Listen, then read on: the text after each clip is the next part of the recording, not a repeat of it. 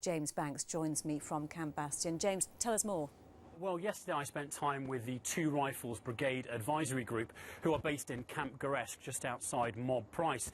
Now, yesterday morning, along with their Afghan colleagues, they took part in Operation Safari Palang. Why were they under threat?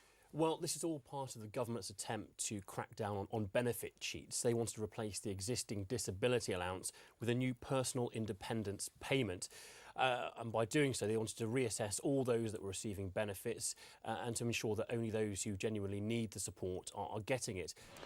Well, afterwards I spoke to the Prime Minister, and as I said during the package, it was his first visit here as the Prime Minister. I asked him how important it was for him to come and pay his respects here during this time of remembrance. Well, I wish I could have been here at the weekend. In this vehicle next to me is the Kandak commander. He's currently on the radio coordinating his warriors as they push forward. At the moment, the British troops are sat on this high ground, overlooking them, waiting for a gap to develop before they follow on behind. The British forces support us at the moment, and you can see them here today.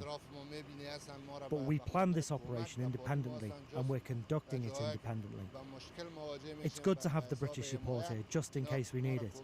But for the moment, we are working on our own. Well, we're now patrolling forward to catch up with the ANA, and although this area has been cleared, we've just heard over the ICOM scanners that the insurgents have got heavy weapons and are ready to use them, so everyone's very much still on their guard. Yes, the residents here are concerned by the safety implications of having surface-to-air missiles on their rooftops.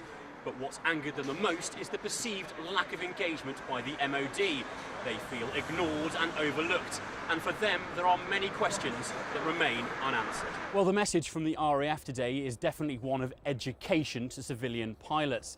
But there's no escaping the fact that these restrictions are being put in place because the biggest threat to the Games still remains a terrorist attack.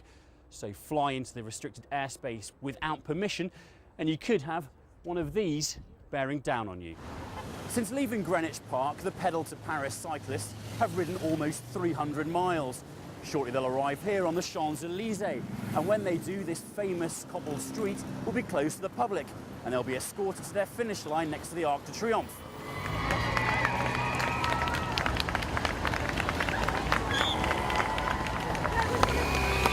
It's been a tremendous experience without question. Marvellous team building event, and the fundraising that's gone on, the stories we've been hearing during the week. I'd be surprised if it's less than £600,000. Well, we've just arrived at this scrap metal merchant's just outside the centre of Manchester. The British Transport Police have gone in to go and speak to the owners.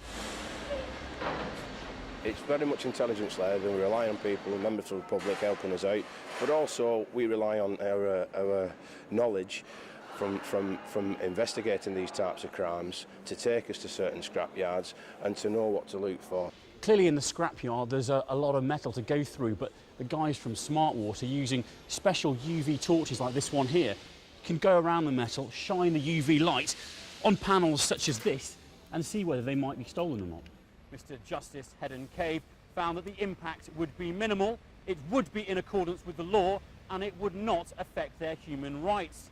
With regards their fears of becoming a terrorist target, he said they were unfounded. In the last hour we've heard that an extra 1,200 troops have been put on standby, so they've not been deployed as of yet, but they are now on standby should they be needed. Now, these troops, we don't know exactly where they've come from, what service, or if there is a split, but they've been moved from 7 days notice to move down to 48 hours. Could you show me now what are the steps are of getting the flag from where it is now on your arm to at the top of the pole? Once the guys have come to the halt, the flag and the flag puller-upper, or the halyard operator, will detach from the pole. My mother did the knitting in the second big war, so carrying on a bit of a tradition, I suppose, really.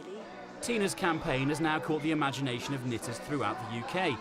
Whilst the headquarters of her operation will always be here in South Wales, she regularly receives hats and donations from an ever-increasing number of new recruits.